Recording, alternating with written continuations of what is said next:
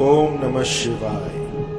तंत्र के रचयिता भगवान शिव को मेरा नमस्कार है। आज मैं बताऊंगा आपको एक ऐसा प्रभावी चमत्कारी मंत्र जिससे कि किसी को भी वशीभूत किया जा सकता है। प्राचीन काल में क्या होता था कि जितने भी ऋषि मुनि थे वो षटकर्म की शिक्षा दिया करते थे। षटकर्म होता है, इसके भीतर 6 कर्म होते हैं और इन 6 कर्मों में वो सब कुछ होता है जो आपको चाहिए। ऐसी कोई बीमारी नहीं, ऐसा कोई रोग नहीं जो इससे ठीक ना हो सके। तो प्राचीन काल में क्या होता था कि जो औरतें थी वो अपना श्रृंगार किया करती थी और श्रृंगार से ही अपने प्रेमी को, अपने साथी को वो वशीभूत कर दिया करती थी। उनके 16 श्रृंगार में एक श्रृंगार आता था काजल का, और काजल की ऐसी मान्यता है कि ये सिर्फ देखने भर से किसी को भी आकर्षित कर सकती है। यदि आपने काजल लगाई है और टकटकी लगाए किसी को देख लिया तो वो वशीभूत हो सकता है। और कुछ ऐसे रिचुअल्स थे जिनसे कि काजल को एनर्जाइज किया जाता था, और उसके बाद यदि वो काजल लगाकर आप अपने प्रेमी या अपने साथी के सामने जाते हैं तो वो वशीभूत हो जाता है। वर्षों से ये जो विद्या है ये संभाल के रखी हुई है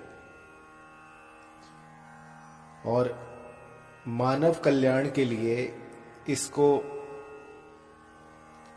गुप्त रूप से छुपाकर बताया जाता है और सबके सामने ये विद्या नहीं है।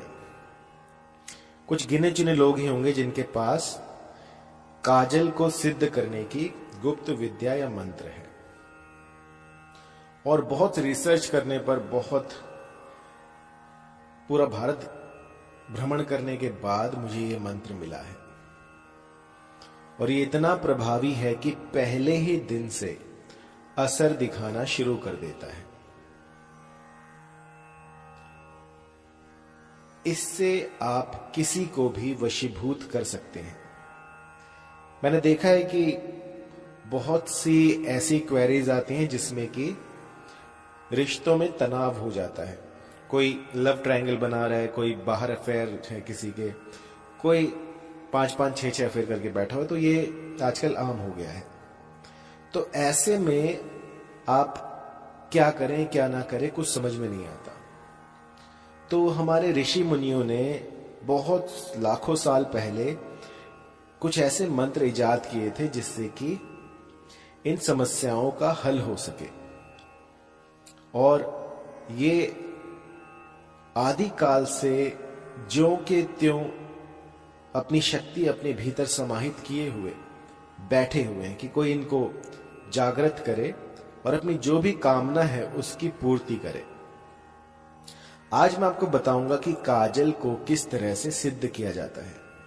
और जब वो सुरमा, जब वो काजल आप लगाते हैं तो सामने वाला चाहे कितना ही पत्थर दिल क्यों ना हो, वो भी आपके सामने नतमस्तक हो जाएगा।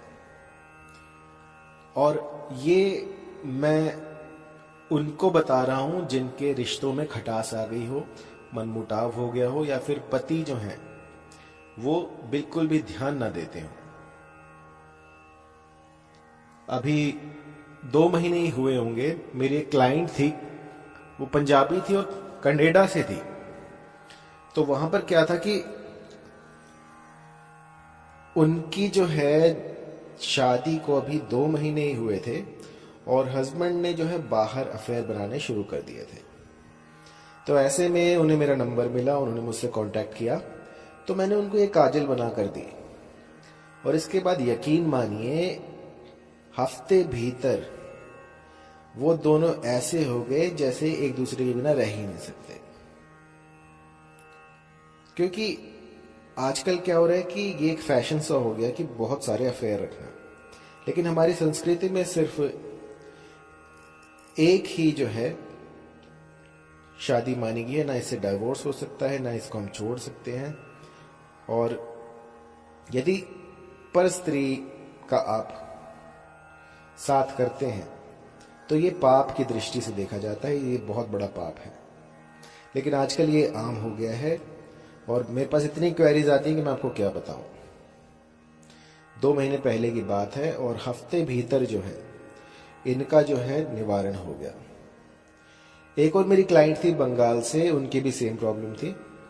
पति जो है वो बाहर अफेयर रखते थे, तो उनके भी मैंने एक काजल दी और इसने अपना काम बखूबी किया। तो आप जान लीजिए कि ये मंत्र जो है इसको किस तरह से आपको जाप करना है और मंत्र कंठस्थ कर लीजिएगा, इसके बाद आपको काम करना है। तो मंत्र है